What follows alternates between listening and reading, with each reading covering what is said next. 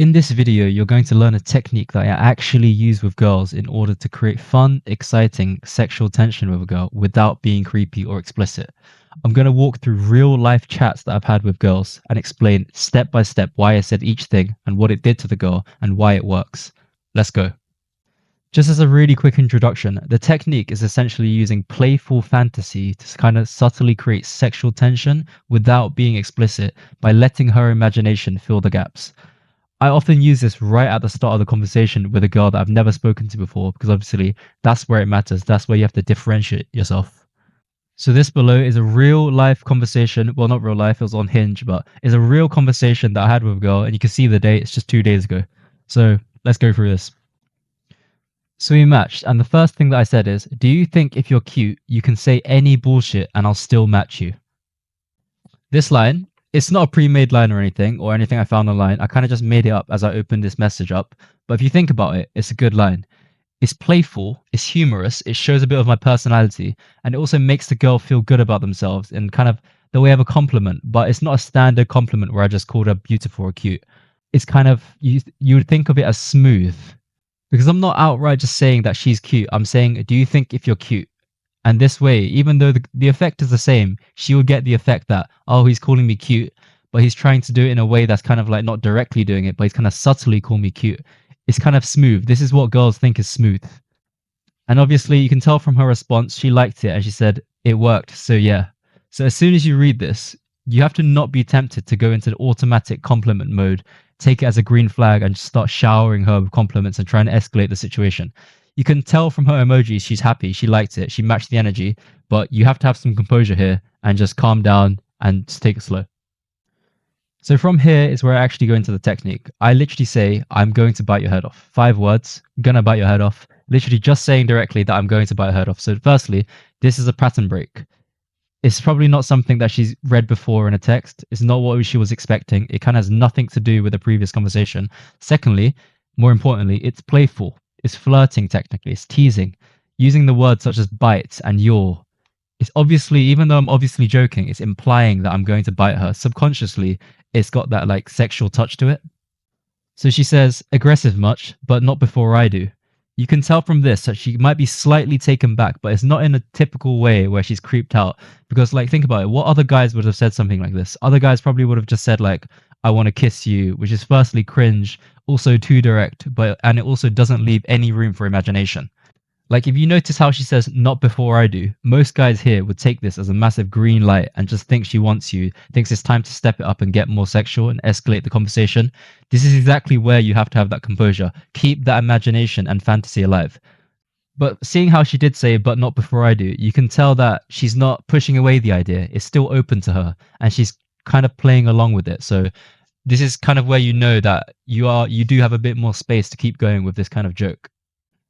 So what I said from here is, gonna bite your legs off so that you can't reach me. Now bear with me, this conversation does seem weird and you're probably thinking, what are you even talking about right now? But you have to think about it from the girl's point of view. Girls like having playful jokes, flirting, being silly, and we're doing all of that while kind of playing this make-up scenario, playing this character situation where they can choose to play along with the fantasy, biting story in their head. And what this allows them to do is say things that they might not usually say when they're being themselves, because technically now they're playing that character.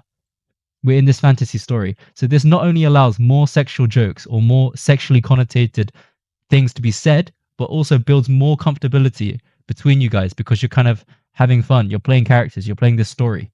From here, I carry on the joke and I say, for what? You don't need your left arm? ? And she says, for walking, for running away if I need to. Seeing that you bit it off, you can take on the responsibilities of my left arm. So what I'm thinking here directly is that even though I've slightly drawn back my energy from the interaction, not being as direct or attacking as much, she's still keeping that character and that fantasy story alive, the joke alive, even adding her own side into it, saying that I am now the one that needs to be responsible for her left arm. So you can tell that we're literally talking about the most dumb stuff that doesn't really make any sense, but it's playful. And this is what's important. And there's really a lot to unpack here and work with when she says something like this.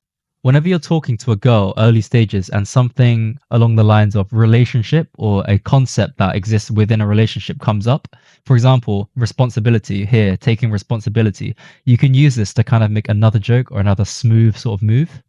Because responsibility or taking responsibility is technically something that happens in later stages in a relationship. You don't really talk about that when you first meet someone. So what you can do here is be like, responsibility? We just met and you already want me to take responsibility for you? And now what you're doing here is playfully kind of twisting her words. Obviously, she didn't actually explicitly say that, but you're playfully twisting her words.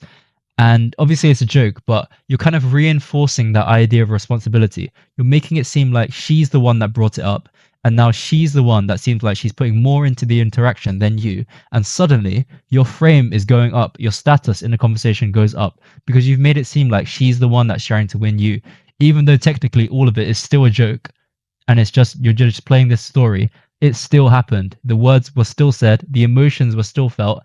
Even though it's a joke, it was still there. Now that's just an example of what I could have said, but here I just took the route of playing it kind of cute, innocent, and obedient, which in itself is another technique that I can go into another time. But yeah, I just go along with it here. And then again, completely breaking off from the previous conversation, absolute most random question from here. I say, do you like having limbs? Think about it. Who's gonna ask a question like that? No one's gonna ask a question like that. Do you like having limbs?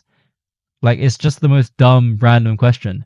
It's the same concept again. It's pattern break, making her think, what is this conversation? What is this random guy asking me? Such weird but interesting slash fun questions. And then she goes, I wouldn't say I really like having limbs because they always get in the way, but I like them enough to not want to lose too many. I say, what do they get in the way of? When you're fitting through tight spaces? So the actual stuff that we're talking about here doesn't actually matter. It's kind of on the topic and the sort of general energy, the closeness and comfortability of the conversation that matters more. And the fact that it's so different to any conversations that she would have had prior.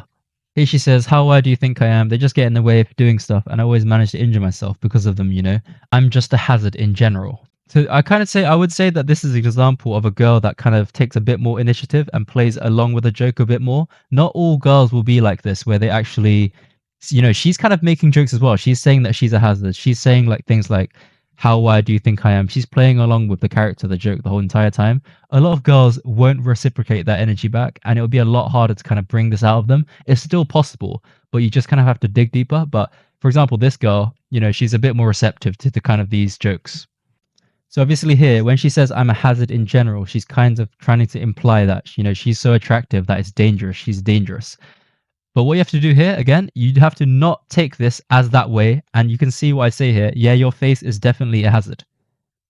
So she's expecting me to say, wow, yes, you are a hazard. You're a dangerous girl. You're hot.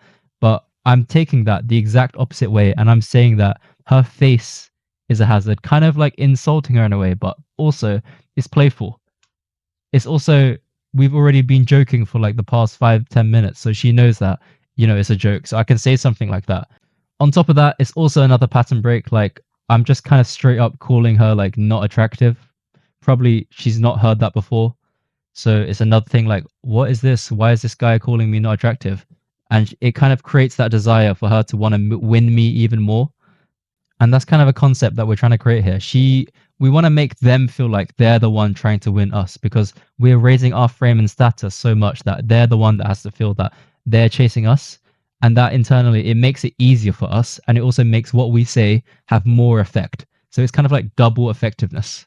So this final message here, she says, is it now? I guess I got to hide then. So you can tell from that response that she's kind of taken back. She's kind of thinking like, wow, this guy didn't straight up compliment me.